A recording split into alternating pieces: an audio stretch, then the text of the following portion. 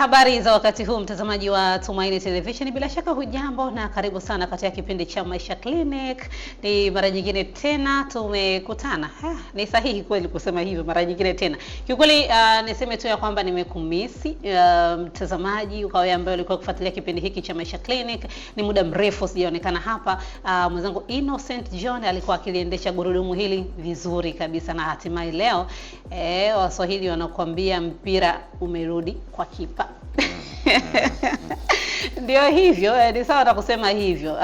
Katika Maisha Clinic siku hii ya leo niko na Padri Mujuni, niko naye hapa ndani tukiendelea na safari ambayo mwenzangu Innocent John yeye alianza nayo. Na safari hii ilikuwa ni kuangalia aina za akili ya mwanadamu. Sasa mkapita katika eneo la kwanza lile la akili ya uelewa na mantiki, lakini akili ya kutawala hisia. Lakini leo tupo sehemu ya 3 katika hizo aina za akili ya mwanadamu, tukiangalia akili ya kijamii. Akili ya kijamii. Sasa ina nini? Ina vitu gani? Tuambatane pamoja katika kipindi hiki cha Maisha Clinic. Mimi ni Anet Nyoni, na kama nilivyokujuza pamoja nami hapa nipo na Padri Audifas Mujuni. Baba tumsifu Yesu Kristo. Amina. Habari ya siku nyingi? Njema kabisa. Karibu tena. Nikukaribishe nyumbani kwako. Asante kwa kweli. Na nikaribisha nyumbani kwangu sababu tangia safari hii ya kipindi hiki cha Maisha Clinic, tangia ilivyoanza takriban miaka kama 2-3 huko, nilikuwa nikiliongoza gurudumu hili. Sasa baadaye tena nafikiri kwa sababu ya mgawanyiko wa majukumu ya hapa na pale, mwenzangu Innocent John naye akaendeleza gurudumu. Hatimaye sasa leo nasema mpira umerudi kwa kipa. Ndio. Tunasonga mbele. Kabisa. Sasa. Mtazamaji, ndivyo hivyo ambavyo tunaanza katika kipindi hiki cha Maisha Clinic, na kama ambavyo nimekujuza siku hii ya leo tunaangazia kuhusiana na akili ya kijamii. Kipindi hewani ni Maisha Clinic, ni kipindi ambacho tunakuwa tukiangazia masuala mbalimbali yanayohusu saikolojia ya mwanadamu. Na pengine unaweza kujiuliza kwa nini ni muhimu hasa kuzungumzia saikolojia ya mwanadamu. Pengine baba, tujenge tu msingi hapo. Kwa nini labda ni muhimu tunazungumza hivi? Tulikuwa na mada kuzungumzia uelewa, mantiki, akili ya kutawala hisia, saikolojia. Kwa nini ni muhimu kuzungumzia? Nafikiri kama ambavyo mwenyewe uliweka kipindi chako hiki ukakipa na jina Maisha Clinic. Ndio. Clinic tunajua ni sehemu ambapo wanaenda watu ambao wana shida fulani za kiafya. Ndio. Ili waweze kupatiwa mazoezi na yale mazoezi yapelekee kwenye uponyaji. Sasa hizi shida za kiafya inaweza ikawa ni shida ya kimwili ya moja kwa moja. Una viungo labda mkono si unataka kuparalyze au mguu si umevunjika, inabidi unanyoshwa. Unaenda clinic kwa kunyosha. Unaweza ukawa na shida za kiroho. Ndio. Ukawa unaenda labda kwa padri, kwa mchungaji, kwa shehe, whatever. Unapata mazoezi, ni clinic hiyo. Lakini pia mwanadamu ana upande mwingine wa kisaikolojia, ambapo na upande wa kisaikolojia unaweza ukajikuta pia ukawa unaumwa pia, tuseme hivyo. Kwa mfano upande wa saikolojia sehemu nyingi inacheza pia na akili ya mwanadamu. Sehemu ya saikolojia sasa unaweza ukakuta upande huu wa kiakili pia ukawa una ugonjwa, ukawa unaumwa. Au unaumwa unafahamu au ufahamu, au una upungufu lakini ungehitajika ku-upgrade, kuongeza, au unahitaji kubalance.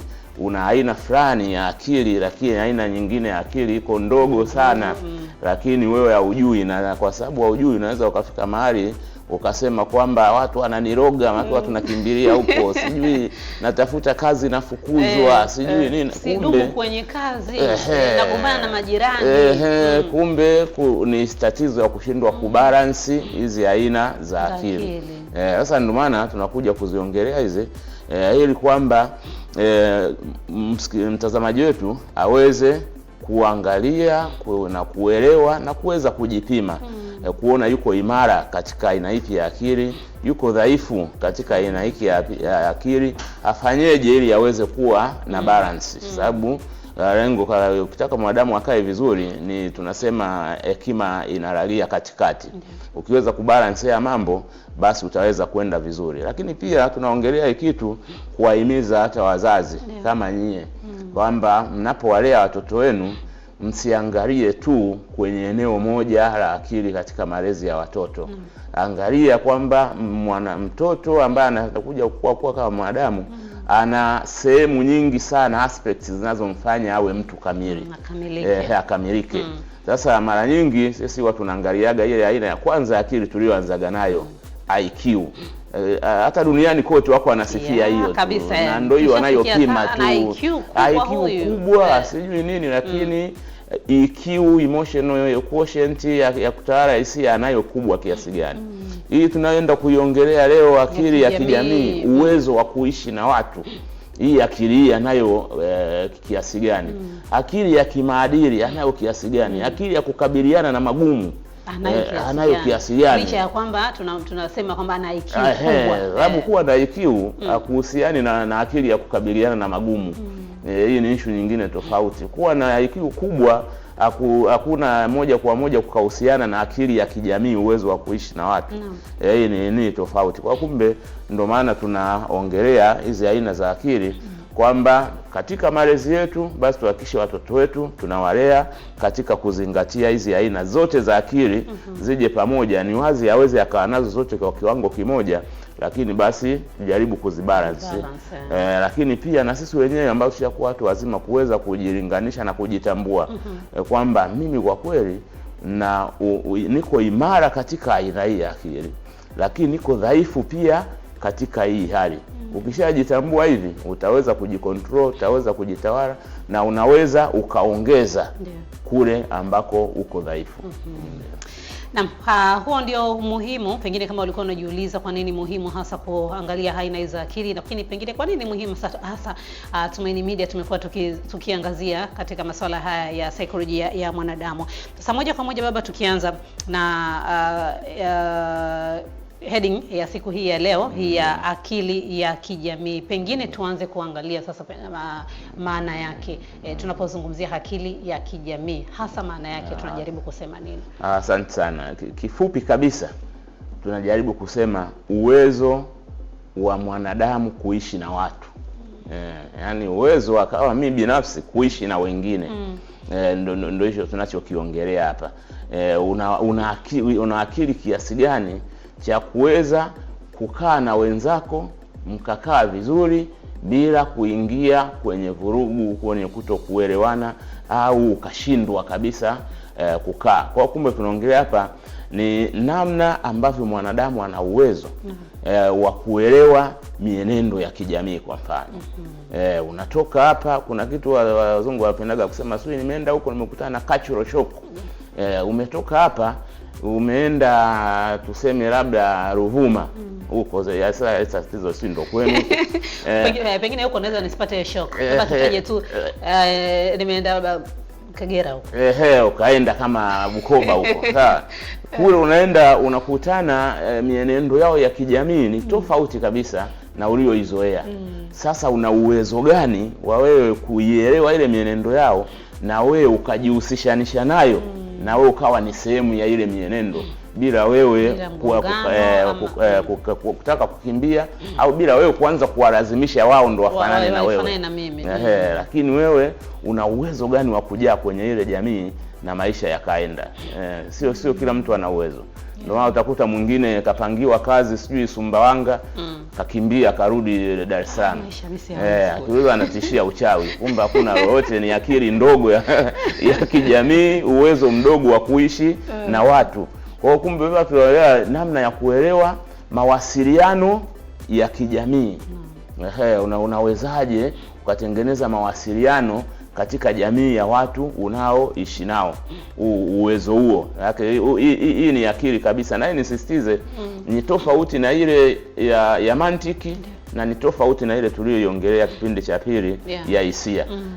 Hii kabisa ndio inakuja, una uwezo gani tukakuweka kwenye kundi la watu 5 tukawaacha kama masaa mawili alafu tunaporudi tunakuta wewe umejaa vipi mle.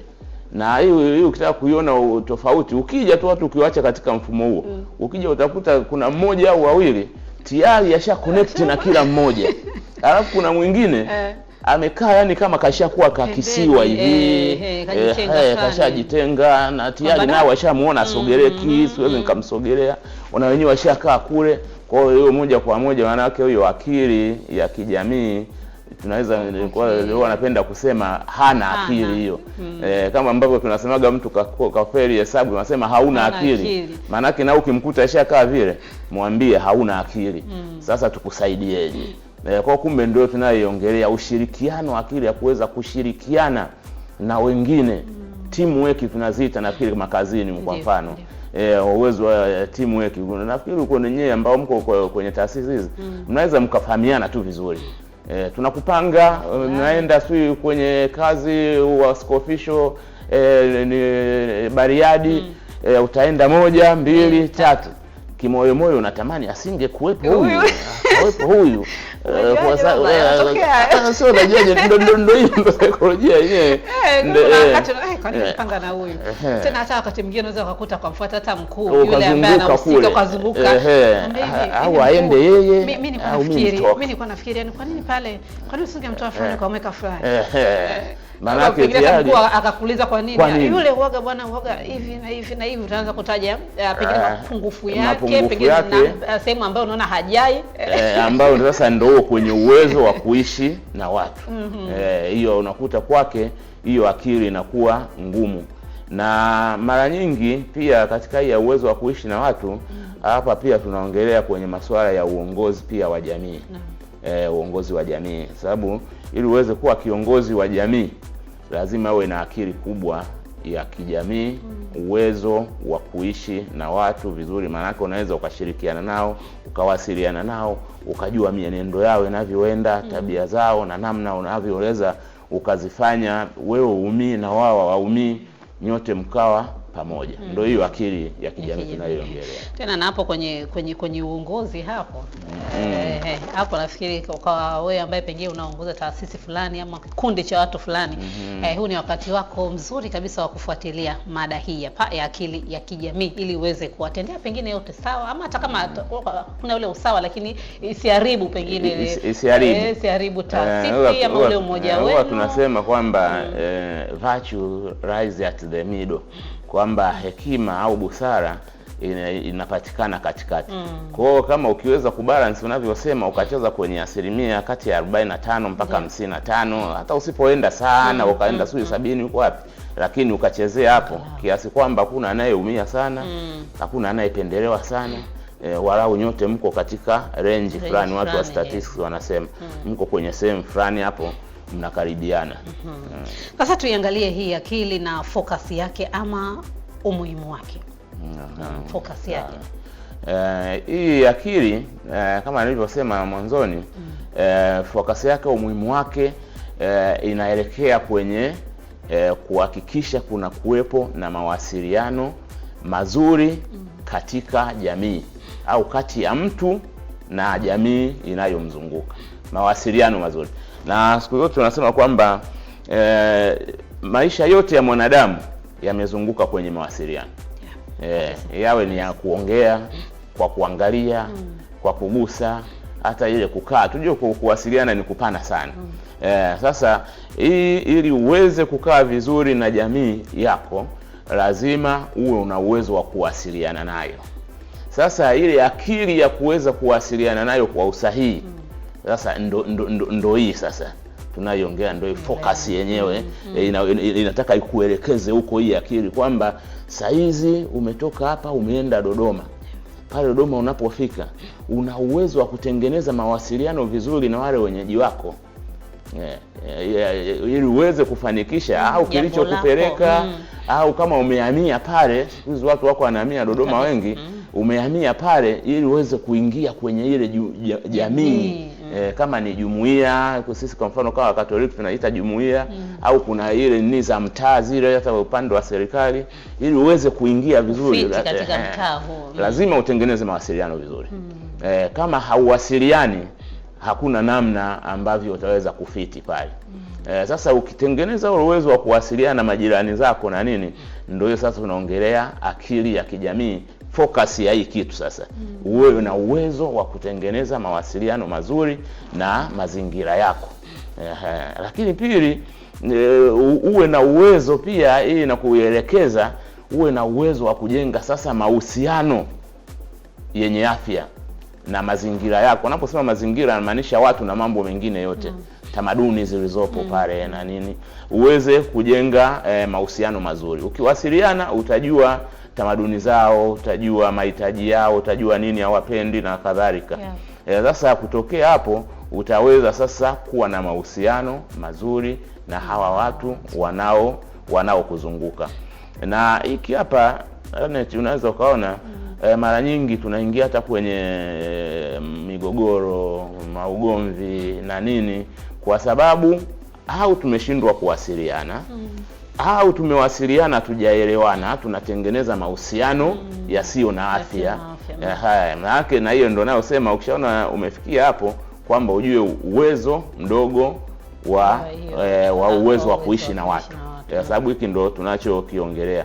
Na hii muhimu kabisa, sio tu makazini, sio maisha ya kawaida mtaani, vijijini, lakini hata tunapokuja kwenye maisha ya watoto wetu pia.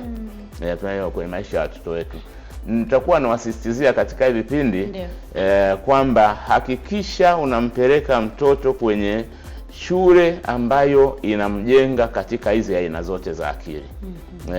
Awe akiwa na uwezo wa akili ya kuishi na watu, maana yake ataweza kuwasiliana na wenzake, ataweza pia kuwa na mahusiano mazuri na wenzake, na hivyo anaweza akafiti ile tunasema akajaa na akafaidika au akaifaidisha jamii kwa ujumla. Tunasema kujua mienendo. Kuna rafiki yangu mmoja tuko naye chuoni, alikuwa anatafuta, ananiuliza kuhusu shule nzuri, alitumia neno nzuri sana. Kwamba faza, unaweza ukanitafutia shule ya mtoto wangu, nataka aende darasa la kwanza, shule ambayo itamlea na kumfundisha kuwa mtu. Itamlea na kumfundisha kuwa mtu. Sasa nikamuuliza kwa nini? Akaniambia faza, na experience na nini, yana asili ya kuishi kwenye masuala ya ubarozi na nini. Akaniambia na experience ya watoto, anaenda kwenye shule, you pay a lot of money. Kuna watu wanalipa ada mpaka milioni 70 kwa mwaka. Nikabaki nimetoa macho tu, mimi nimesoma huko hata sielewi na lipa 30. Sasa kadambia mtoto anaenda, anarudi nyumbani, yani akifika anakuta kuna mtu hapo, awe babake au nini, aweza hata kusema shikamoo baba, mpaka umwambie wewe hauamkii. Kwa nini? Anakuuliza what's the problem? Haoni kama ni shida, haoni kama ni shida kuingia ndani, mtoto amekaa na kuwasalimia yeye anapita. Maanake akili ya kijamii kwake ni ndogo sana, ni ndogo sana. Anapelekwa kwenda kwenye mafundisho sio kipaimara komnio, kucheza na watoto wenzake, watoto mtakatifu. Anafika pale wenzake bado wako wanaenjoy, wanafanya nini, yeye tayari ashatoroka, amerudi nyumbani. Anakuja kubonyeza yale madude mnahitaji, magemu yale, akili ya PlayStation, akili ya kijamii haipo. Sasa ndio hapo akaa yeye sasa akaa anatafuta shule ambaye tamlea mtoto kuwa mtu. Manake aweze kujaa kwenye jamii, aweze kuwa na uwezo wa kutengeneza mahusiano mazuri na nini, na wenzake na jamii. Kwa kumbe unaanza pia hii inafocus pia kutengeneza viongozi wazuri wa jamii. Na hiyo viongozi kuanzia kabisa kwenye ngazi ya familia. Kwa sababu tunasema jamii au nini, kundi dogo kabisa la kijamii ni familia. Ndio kundi dogo kabisa. Sasa kuna watu kwa sababu ya kuwa na akili ndogo ya kijamii, maana yake uwezo mdogo wa kuishi na watu, hata familia inakuwa changamoto. Yani akishaongezeka mtu wa pili, kwa mfano kama kuna siku ulikuwa tunakuchangia hapa unaenda kuolewa, inawezekana ukiwa peke yako ulikuwa very happy na maisha yanaenda kabisa, lakini akiongezeka mwenzako mkao wawili, kama una akili ndogo, unaanza kuona mambo yaendi, unahisi huyu anakubana, unahisi sijui nini. Unakumbuka uhuru wako. Unaanza kukumbuka tena umetumia neno zuri, mnasemaga uhuru. Kumbe sio uhuru, ni akili ndogo ya kuishi na watu. Kumbe. Naita uhuru, wacha ningekuwa na uhuru wangu. Mimi nahitaji uhuru wangu. Nikae peke yangu. Wazungu wanakuambia space. Space. Sasa wazungu ndio washakuwa na akili ndogo sana hii. Kwao hii ishakuwa ndogo. Lakini kwao hiyo ni tatizo kubwa sana. Kubwa, na ndio maana nafikiri taona baadaye madhara yake ndio utakuta wanaingia kwenye shida za stress, tensions, kujinyonga, sui mood ovyo na nini. Ni kwa sababu hiyo. Kwa sababu mwanadamu umeumbwa, kuna nini Aristotle, mwanasaikolojia akimu na filosofia, akasema kwamba binadamu, human being, we are social being by nature. Kwamba sisi kiasili ni watu wa jamii, ni watu wa kuishi kwenye jamii. Nje ya hapo tutakuwa tuko tunajidanganya tu nje ya hapo. Kwa hiyo hata hiyo unayosema space, ndio kuna muda wa space, muda fulani, lakini sasa sio wewe Jumatatu mpaka Jumatatu space tu sio nini. Wewe kama unatoka kazini na kazini kwenye space, umejenga yani kajitawala chako fulani, na watu wanakupa space yako. Ukirudi nyumbani kwenyewe amtadi space. Jamani space. Nimechoka na shughuli kazi, akili imechoka. Na kuna wengine hadi mpaka humo kwenye ndoa space. Mpaka mahusiano space mnapeana mpaka vyumba tofauti. Mimi nalala huko nataka space yangu. Na mimi ni akili ndogo tu ya kijamii, wala hata na ni ugonjwa sasa. Ukishaona mmefikia hapo, ni mtu na mume wake, naanza space nini, kae kule na huyu akae huku. Maana hilo ni tatizo. Ni tatizo. Lakini hata hiyo ndoa inaweza isiende. Sio inaweza, haiendi. Haiendi, mtakuwa mnakaa kwa maumivu tu. Kwa kumbe kuelekea huko kwenye uongozi wa kijamii, tuweze kuwa na kiongozi kabisa, viongozi walio kabisa wazuri kabisa, kuanzia hiyo familia, lakini kuja iwe hata iwe ni kanisani, iwe ni serikalini, kokote kumpata kiongozi ambaye atakuwa yuko vizuri na watu wake, lazima awe balanced, awe na hii akili, uwezo wa kuishi na watu. Baba, hapo pengine mimi niongezee, kuna kitu ambacho nitafakarisha hapa kwenye hii akili ya kijamii. Hivi sasa tunashuhudia ukuaji wa teknolojia. Teknolojia inakuwa kila uchao. Sasa leo tuna simu ambazo simu yangu pengine ndio privacy yangu, pengine ni mahali ambapo labda wakati mwingine napata furaha, najipa furaha, nitaingia kwenye page, pengine nitaingia hapa na pale hivi na hivi na hivi na hivi. Hiyo naiona pia kwa inaenda hata kwenye ngazi ya familia. Familia hivi sasa ndo nasema sasa ndo hiyo space sasa, kwamba kila mtu kama anahitaji hiyo space ya kwake yeye, pengine akiwa na device yake ambayo pengine itamwezesha kuangalia dunia huko na mambo mengine na trend katika mitandao. Utakuta pengine mtoto naye umeshamnunulia ana tablet. Ndio maisha sasa hivi, yani ndio iko hivyo. Mtoto na kisha yani unahakisha unajinyima, unapojinyima mzazi, mwanangu awe na tablet yake ili na mimi niwe huru, pengine na simu yangu ili asiingie kwangu huko. Asiingie kwangu huko, mimi na mambo yangu. Wasije akaingia kwa game. Sio katuni anstaki. Kwa mwanangu namnunulia tablet yake, pengine baba anachezea kule. Kitaka hata shughuli za shule anachezea huko. Hatuna tena ile kama sisi kama sisi wengine ambao tumekuwa na familia zile ambao tuko watu wengi. Kuna mjomba pengine amekulia hapo kwenu.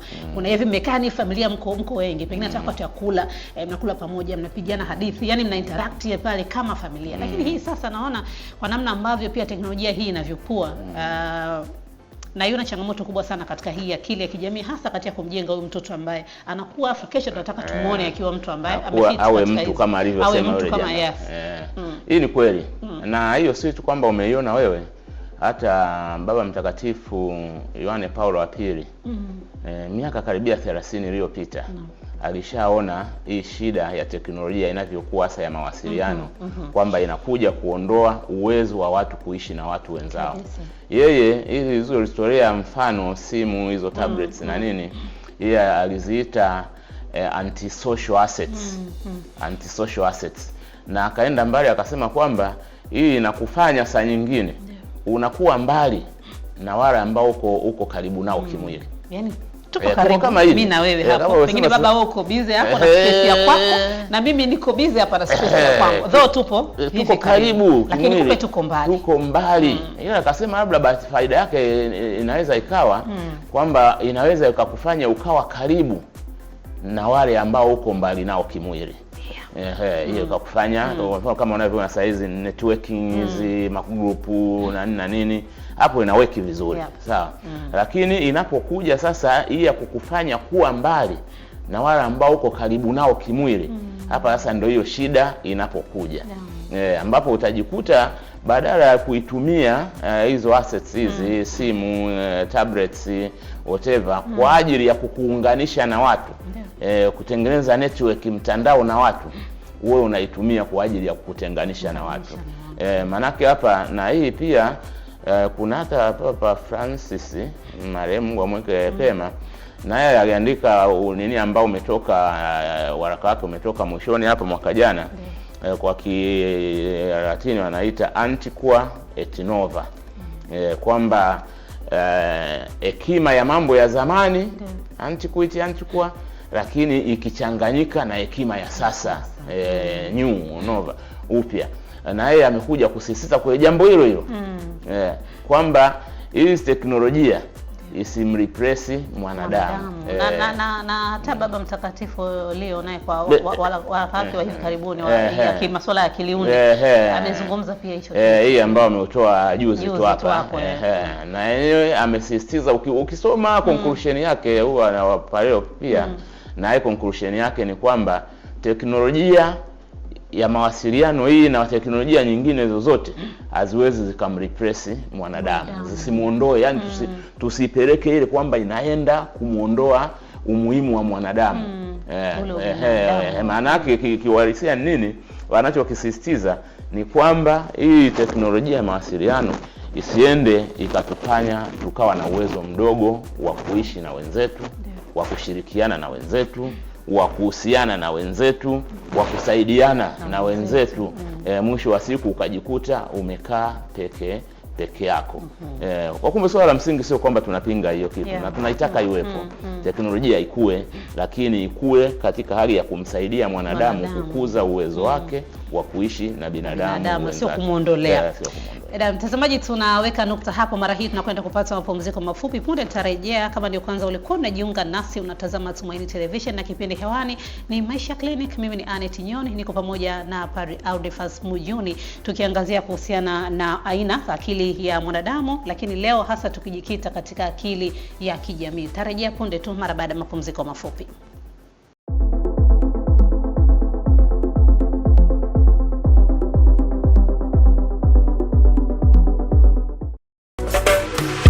Nyumba bora hujengwa na mwanamke, lakini pia mwanamke huyu ni pambo la nyumba, na panapo haribika kitu kwenye familia, mwanamke huwa wa kwanza kukulaumiwa. Tukutane hapa kujadili kwa kina. Karibu kwenye Nyota ya Mwanamke.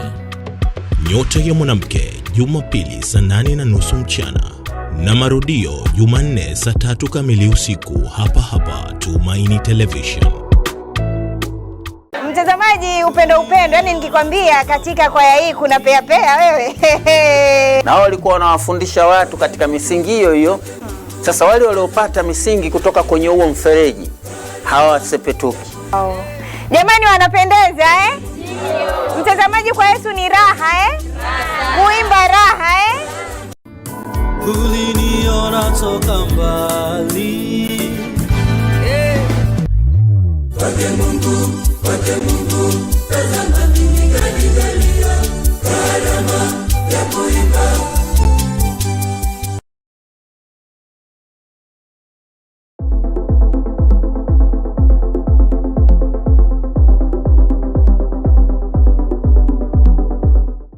Mtazamaji, tumerejea tena mara baada ya mapumziko hayo mafupi. Nikukumbushe kipindi ni Maisha Clinic na unatazama Tumaini Television. Nami ni Anet Nyoni, pamoja nami niko na Padri Audiphas Mujuni, tukiangazia safari hii hasa ya kuendelea kujifunza aina za akili ya mwanadamu, tukijikita katika akili ya kijamii. Pengine umuhimu wake umeweza kufahamu hapa.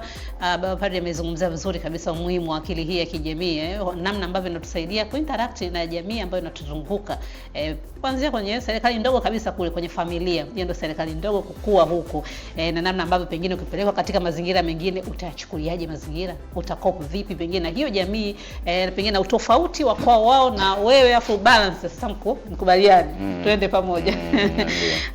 Baba, pengine tuangalie katika upimaji wake, namna gani tunaipima hii akili ya kijamii ili tufikie kusema pengine huyu akili yake kijamii, huyu yuko vizuri, huyu anatakiwa yani iongeze hapa, kuna changamoto. Nafikiri upimaji wako utakuta tushauongelea tumo katikati, kwamba ni kuangalia, je, huyu mtu ana uwezo gani wa kujiunganisha na watu na kuwaunganisha watu, yani una uwezo gani? Hii ndio kipimo kikubwa zaidi. Hii ni tofauti na IQ ambayo tunasema kuna mpaka vipimo vyake, sijui mashine, sijui nini, ufanye swali hili. Hii ni kwamba tunaangalia sasa kwenye maisha yako ya kawaida kabisa, una uwezo gani wa kujiunganisha na watu na kuwaunganisha watu. Kwa kumbe tunaweza tukaangalia networking yako ikoje, swala nini, marafiki zako, na hasa marafiki wa faida. Una uwezaje wa kutengeneza marafiki kwa ajili ya manufaa yako na manufaa ya pia ya marafiki zako katika masuala ya msingi? Una uwezo upi? Ukiona unapata shida sana, ujue hiki ndio kipimo chake. Lakini pia una uwezo gani wa kuwaunganisha watu? Na hii huwa tunaiangalia mara nyingi, jinsi ambavyo watu wanaweza wakakuona haraka na wakakupa majukumu ya kuwaongoza, yani wakakupa majukumu ya kuwaongoza. Ukiona inakuwa ni nyepesi sana, kuna ile kuongoza kwa kulazimisha wewe na mwisho wa siku unajikuta unafanya vurugu na nini, lakini kuna ile wewe, yani uwepo wako tu, namna yako umemsalimia huyu, umepita umeenda huku, unashangaa wiki moja tu wanafanya si uchaguzi wa nini, bana dada utatuongoza hapa, utatuongoza bana. Sasa ukiona ushakuwa mwepesi katika hiyo, jua kabisa wewe una kiwango kikubwa sana cha hii akili ya kuishi na watu. Kwa hiyo uwezo wa kuunganika na kuunganisha watu, hiki ndio kipimo kabisa kikubwa cha hii kitu, ndio kipimo kikubwa kabisa. Kwa mfano unaweza kwanza wakasema mmemchagua kiongozi labda mwenyekiti wa kijiji, sawa, lakini mwenyekiti wa kijiji kuna mamigogoro yanatokea pale, sio kuna nini, yeye hana chochote cha yani active vyote, ufanye chochote, hata ukijaribu kufanya inakuwa unavuruga, una nini. Lakini kuna mwingine unashangaa pale nini imetokea, yeye akija akatia neno akasui nini, atengeneza harmony, watu waishasawazisha. Ile sijui imekuaje. Sasa ndio hiyo kuunganisha watu, na wewe kujiunganisha na wale watu, kipimo kikubwa sana. Kwenye hiyo aina ya upimaji unaweza kukuta kuna baadhi ya watu, pengine hata wengine tunaishi nao, tushaikuwashuhudia, yeye mtu mpya mathalani anakuja kwenye taasisi ambapo yeye yupo, ama katika kiumoja fulani ambapo yeye yupo, akiona mtu mpya kaja, yeye kwake inakuwa kama threat. Yani yeye ana hofu tu. Yes. Yani siku zote yeye ana hofu tu, akija mtu mpya pengine baada ya pengine labda kuelekeze, mkaribishe hapa, sisi tuko hivi, labda mazingira ni hapa, kutaka kwenda sehemu fulani hivi ni hivi. Yeye mtu mpya akija kwake, yeye ni hofu, yani threat kwake yeye. Hofu ni hofu, ndio hiyo sasa nayo sema uwezo wa kujiunganisha na kuwaunganisha watu. Na kile uzuri umetoa mfano mzuri kabisa. Unamkuta yeye kila anayekuja kwanza yeye anajiami kwanza, hajafanya kitu, anajiami. Maana yake ndio hicho kipimo sasa. Moja kwa moja ukishamuona mtu wa mfumo huo, jua kabisa hii ni shida. Na hii nisisitize, huyu anaweza akawa na akili nyingi sana zile za darasani, zile za IQ, akawa na uwezo wa kutawala hisia zake, lakini akawa na uwezo mdogo sana wa kutumia hizo akili za darasani na nini kujiunganisha na watu, kujiunganisha na jamii.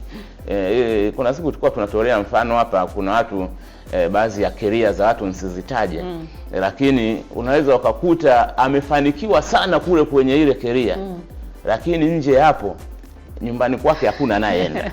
Yeye mwenyewe amtembelei mtu yeyote. Na connection na makundi ya kijamii yale sijui mara ya kusaidiana kwenye nini sherehe na shida ukimuuliza anasema mimi hayo mambo ya Kiswahili sipendi. Mimi umejuaje baba? Na ndio umejibu ambao watu watakupa. Yaani mimi Swahili. Mimi kuchangamana na watu yani mtaa kwanza una Waswahili wengi sana. Ana akili ya kijamii. Kwa shida ni wewe. Ni wewe, wani hata sio mtaa wani. Sio mtaa, sio nini. Na mara nyingi ili utajikuta unaitafuta yani shida unataka uitengeneze ionekane ni nje kule. Lakini kimsingi ni wewe ambaye unakuwa na shida. Kwa kumbe hicho ndio kipimo kikubwa kabisa. Na unaweza ukajipima sasa hata wewe. Na hata mimi nafahamu uwezo wangu wa akili ya hii. Najua iko mpaka level gani. Nafahamu. Na hii akili kujiunganisha na kuwaunganisha watu, unaweza ukakuta kuna sehemu fulani baadhi ya watu ikawa inafanya kazi vizuri zaidi. Alafu wewe na baadhi ya makundi fulani ya watu ikawa pia ikawa iweka out au inashuka, ambao sasa lazima hiyo pia uifanyie kazi. Uifanyie kazi. Sababu hapa tunachokiongelea sio ile kujiunganisha na majambazi, sio watu waovu. Wale watu ambao ni wa faida kabisa na ni kwenye jamii inabidi mtengeneze ile networking. Muwe mtandaoni na wewe ni sehemu ya ile sehemu. Ukiona kwamba unaanza wanaweza nikaendana nao kwa sababu labda ni Wakatoliki wenzangu hawa na connect, lakini hawa ni Waislamu, hata kwa masuala ya kawaida tu ya jamii unashindwa kunini.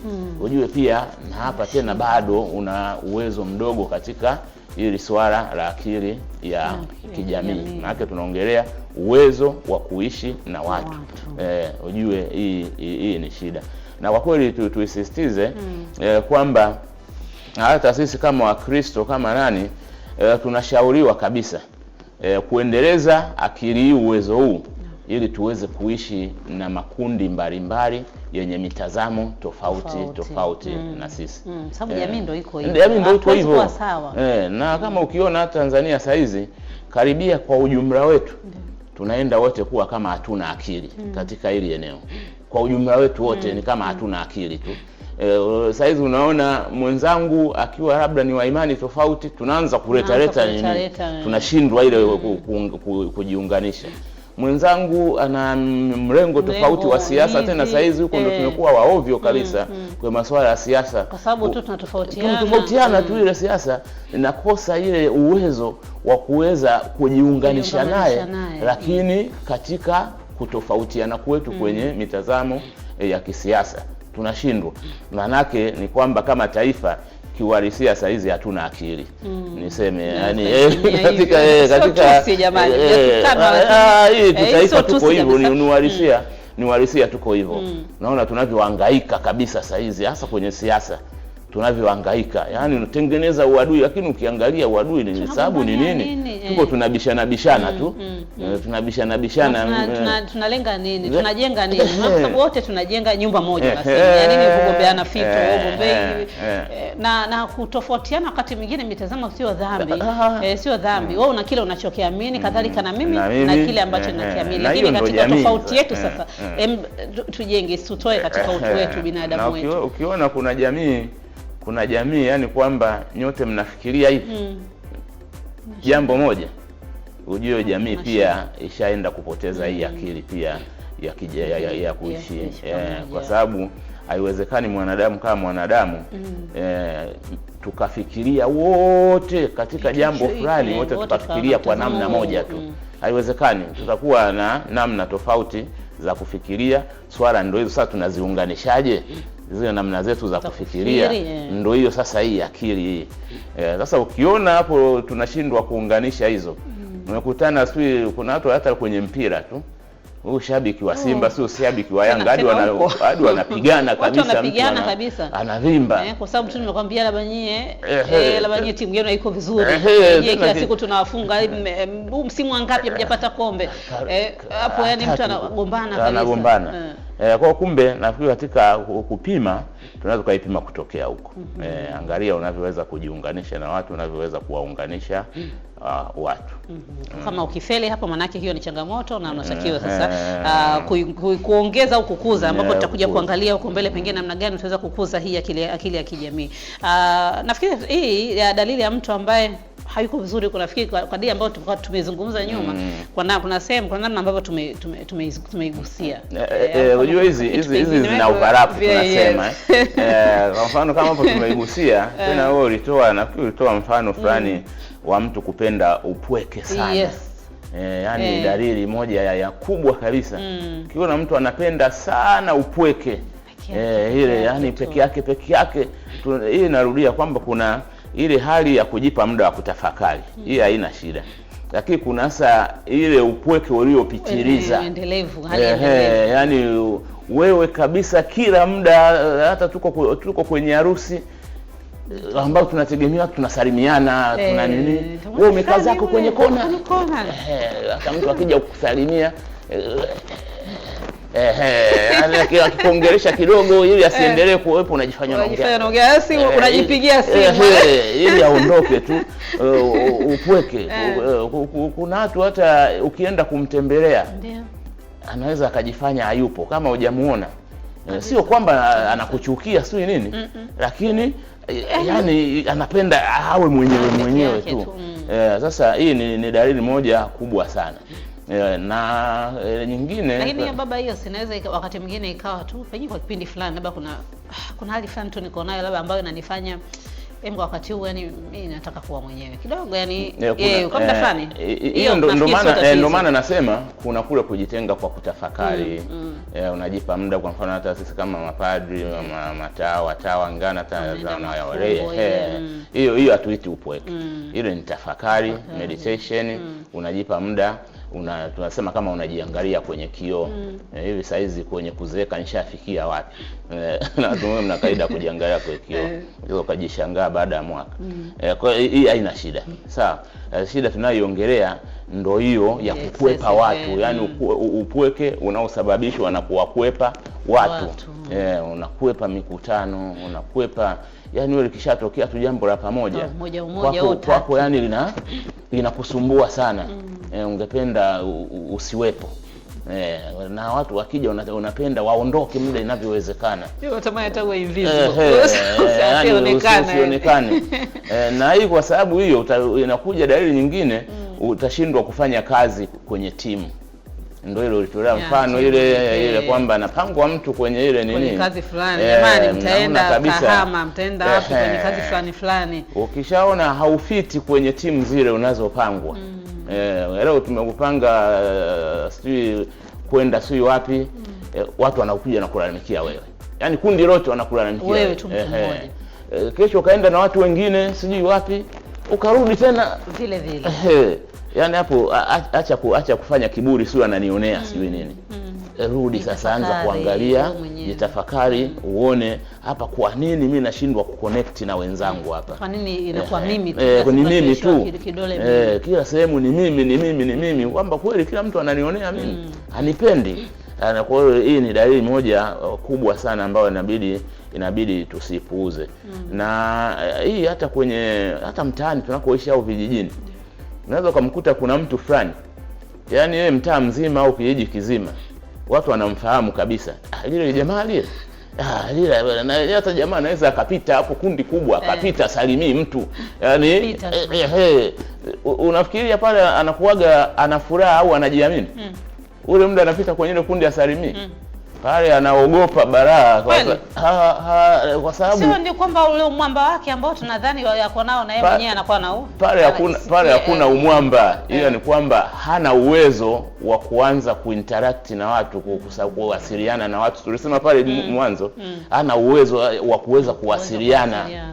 Kwa hiyo pale anakuwa anajiuliza, hivi nitaanzaje?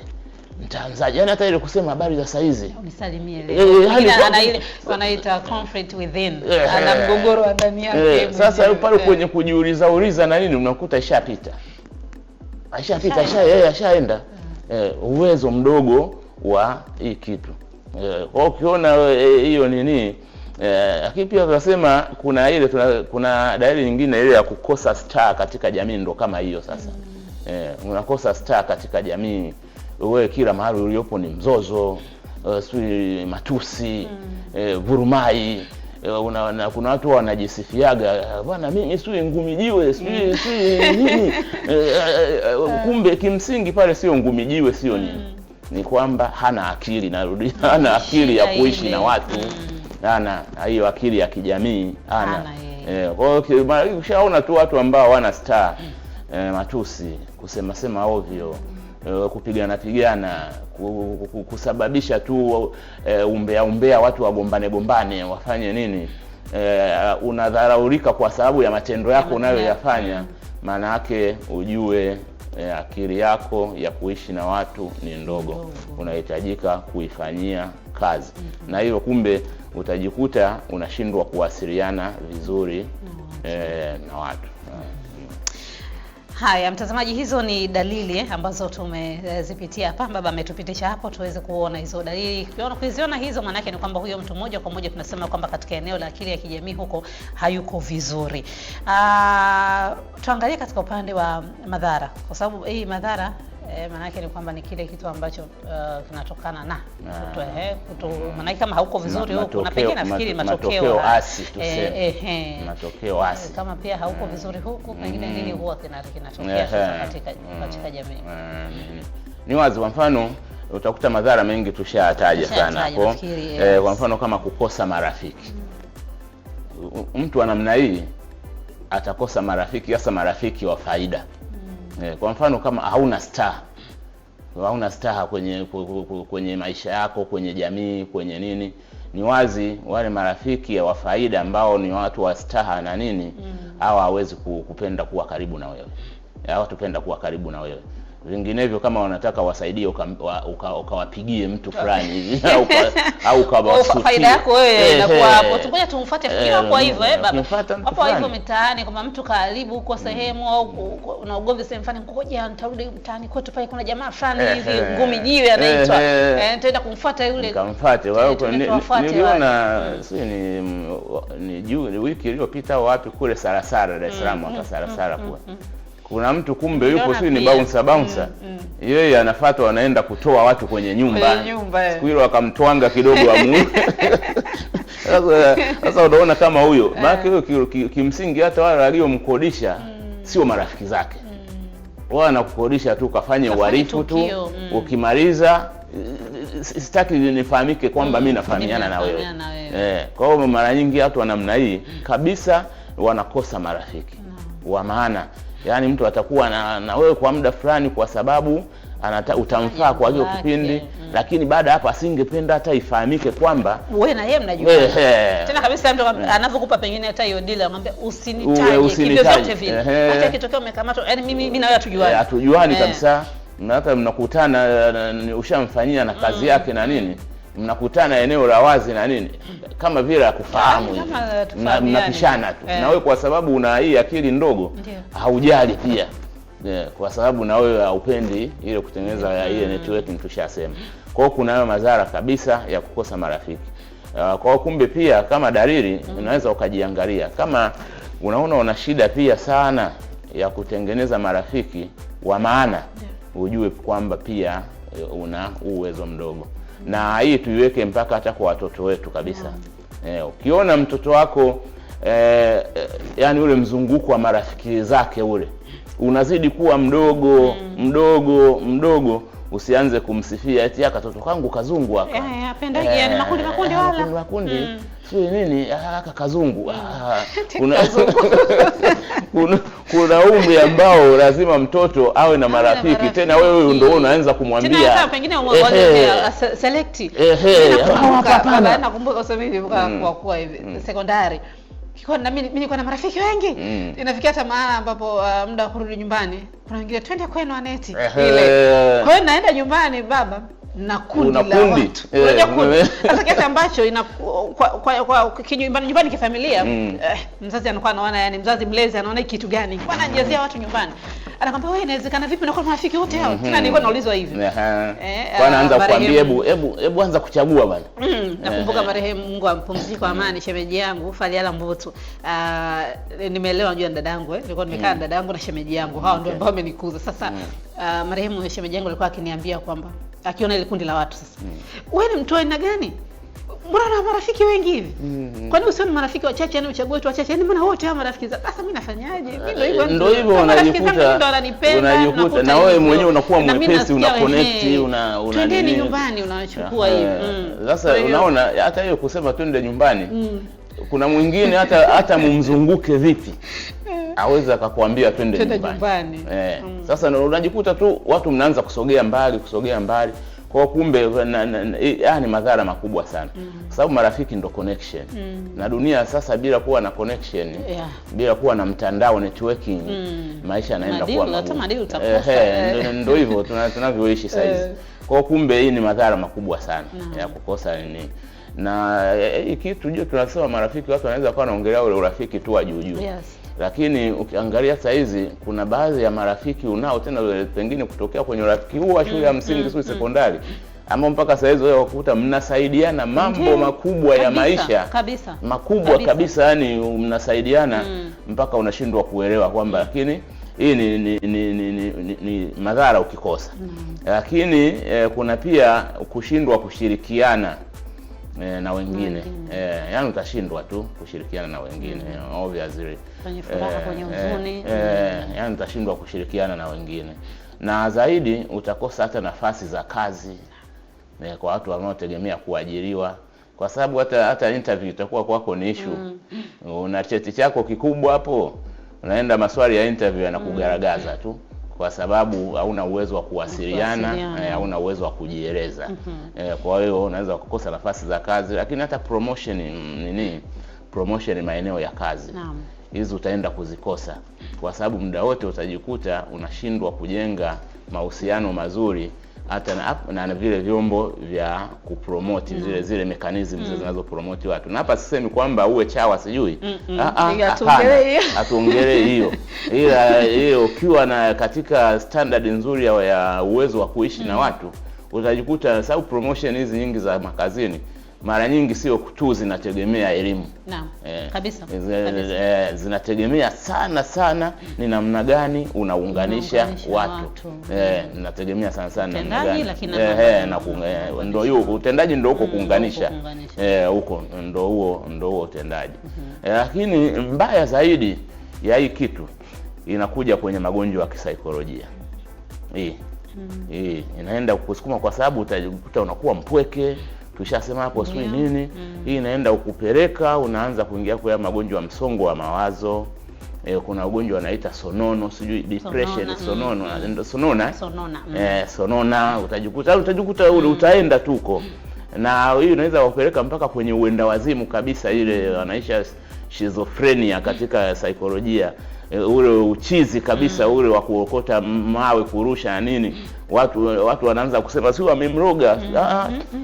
Ni kwamba hii kitu umeijenga taratibu mpaka umefika mahali uwezo wa kuishi na jamii kwenye ile IQ tulikuwa tunasema umekuja kwenye namba 40 na kushuka unakuwa mgonjwa. Sasa na huu manake ukija ukashuka ukafika kwenye kiwango hicho hapa sasa ni mgonjwa sasa. Ni mgonjwa kabisa, ndo hapo sonona hiyo sijui nini sonona no depression. Kuna hiyo schizophrenia, unakuwa kabisa chizi kabisa, mwenda wazimu, tunakamata tunapunga na kamba tunapeleka Mirembe huko na nini. Na mwisho wa siku pia hii inapeleka kabisa kwenye watu kukata tamaa, kutokuona thamani ya kuishi. Na kinachofuatiaga hapo ni nini? Ni kujiua. Ni kujitoa uhai. ni kujitoa uhai kabisa, huoni tena thamani. Pengine watu wote tena yani radha ile ya maisha haipo. Watu tunaona kama maadui unaona kama wakuthamini, wakuthamini, hawanipendi, jamii inayokuzunguka inathamini, hainipendi, niko tu mimi mwenyewe kwenye kona fulani. Maisha yana maana gani? Yana maana gani? Sina thamani yoyote. Kwa hiyo unajikuta unajitoa hata baba, muda sio rafiki. Lakini natamani haraka huyu mtu ambaye anatufuatilia ili aweze kuondoka vizuri. Pengine katika maeneo ambayo tumeyataja naona kuna changamoto mathalan kwake mwenyewe ama kwa mtoto ama kwa yote. Pengine namna gani haraka ya kukuza hii akili ya kijamii tukiwa tunaenda kuhitimisha? Kwa haraka moja, hakikisha unashiriki shughuli za kijamii. Na hii sasa turudi mpaka na kwa watoto. Hakikisha kabisa watoto wanashiriki kwa shughuli za kijamii. Mtoe nje, lakini hata shughuli za jamii yao ya kitoto, hasa ile jamii yao ya kitoto. Ndio maana hata kanisa awe mtoto. Yes. Ndio maana hata kwa mfano kanisa Katoliki unaona tunasisitiza sana kuhusu utoto mtakatifu. Lengo ndio hii hapa. Mmoja wapo kati ya malengo ndio hili, kuwajengea uwezo mkubwa wa kuweza kuishi na watu. Wache shiriki katika matukio ya kijamii kwa namna inavyowezekana. Lakini hakikisha unajifunza kuwasiliana vizuri. Mawasiliano mazuri, namna ya kuwasiliana na makundi mbalimbali na watu mbalimbali. Mawasiliano yanajifunza. Hata mimi mwenyewe niko mwanafunzi hapa, niko najifunza tu. Kwa hiyo hakikisha unajifunza kuwasiliana vizuri. Lakini pia hakikisha unajenga nidhamu ya kuheshimu watu bila kujali makundi yao. Bila kujali unapata nini kwao. Bila kujali unafaidika na nini. Maana kuna wengine tunaheshimu watu kwa sababu ni kitu, nafasi, ni bosi, ni nani. Kwa hiyo jifunze kabisa na iwe ni sehemu yako kuheshimu watu. Lakini na ndio tumesema tafuta njia, hata ikiwezekana ingia siku hizi kusoma ni rahisi, namna ambavyo unaweza ukatengeneza marafiki wazuri na wenye faida katika kuishi kwako. Lakini ni mwisho, lakini sio kwamba ndo mwisho tu kwamba kuna mengine. Hakikisha pia unajipa muda wa kujitafakari, kujifahamu na kujua mimi katika hili na uwezo gani na mapungufu gani. Halafu usijiogope, yafanyie kazi. Kwa sababu sio kwamba binadamu unasema huyu mtu kwamba utakuwa na hizi akili zote kwa kiwango kimoja. Hapana, yani haitawezekana. Kwa hiyo jua kama akili yangu ya kuishi na watu iko hapa juu, basi jitahidi unaibakisha hapo. Kama iko chini kabisa huku unaenda kuwa mpaka mwendawazimu na kujinyonga, sasa hapo hakikisha unaipandisha kwa mambo tuliyoyataja. Lakini pia nilikuwa natamani kwa mwisho, pengine kama sio kwa umuhimu, hata kwenye maandiko matakatifu baba, sikumbuki kitabu gani, inasema kwamba tafuta kwa bidii kuwa na amani na watu wote, na utakatifu ambapo huwezi kumuona Mungu pasipokuwa nao. Sasa kwa bidii kuwa na amani na watu wote. Hata ukisoma kwenye Mithali, kuna sehemu, kitabu cha Mithali, kuna sehemu nyingi sana zinazotuhimiza katika ile kujenga hiyo jumuiya, kuja pamoja. Naam, mtazamaji, ndivyo ambavyo tunahitimisha hivyo kipindi hiki cha Maisha Clinic kwa siku hii ya leo. Muda sio rafiki kwetu. Tunatamani tuendelee kuzungumza mengi tu, kwa sababu tukizungumzia akili ya kijamii kuna mambo mengi humo, na jamii ndio hiyo ambayo unaishi nayo, ambayo pengine uko kazini, pengine uko shuleni, wale ambao unazungukana ndio jamii hiyo. Na namna gani ya kukuza, baba ametupitisha vizuri kabisa. Lakini mwisho zaidi ya yote ni kwambie kwamba wewe endelea kujitafakari katika yale maeneo ambayo umeona kama vile haujafiti, hauko vizuri. Jitafakari na utamani kukuza kupitia njia ambazo zimezungumzwa hapa katika kipindi hiki cha Maisha Clinic. Nikukumbushe mimi ni Anet Nyoni, na pamoja nami hapa nilikuwa na Padri Audifas Mujuni, tukiangazia kuhusiana na akili ya kijamii, lakini yote haya ikiwa yamebebwa na kichwa cha habari kikubwa kabisa ambacho kinasema aina ya akili ya mwanadamu. Sasa kwa sababu ziko nyingi, kwa hiyo tunaendelea tu kukupa dondoo moja baada ya nyingine, lakini hii ni aina ya 3 kati ya zile ambazo tumeendelea kuziainisha. Mpaka juma lijalo, ujao tena tutakutana, tutaendelea kujifunza zaidi kuhusiana na akili hii ya mwanadamu. Mimi ni Anet Nyoni, mitandao yetu ya kijamii Anie Nyoni, hiyo ni Instagram, lakini Facebook Anet Nyoni, lakini bila ya kusahau Instagram page yetu ile ya kipindi Maisha_Clinic. Kadhalika pia na mimi baba nayo katika mitandao, si upo au mababa huko woga mnajiweka hivi. Mawasiliano niko kila sehemu. Upo kila sehemu. Niko kila sehemu, ukitafuta tu ile jina ile Father Audifas Mujuni. Hivyo unaandika tu hivyo kwa kuliunganisha, lakini kote iwe ni Facebook, iwe ni Instagram, TikTok, wapo kote nipo. Lakini sehemu nyingine niko na shangaa kwingine, lazima ujue dunia inavyoenda. Kwa kweli kwa sababu uko duniani, unajua. Uko duniani uweze ukaishi nje ya dunia. Na ndio kwa tunaongelea akili ya kuishi na watu, akili ya kuishi kwa jamii. Ndio. Haya, mpaka wakati mwingine mtazamaji, kwa heri na uwe na wakati mzuri.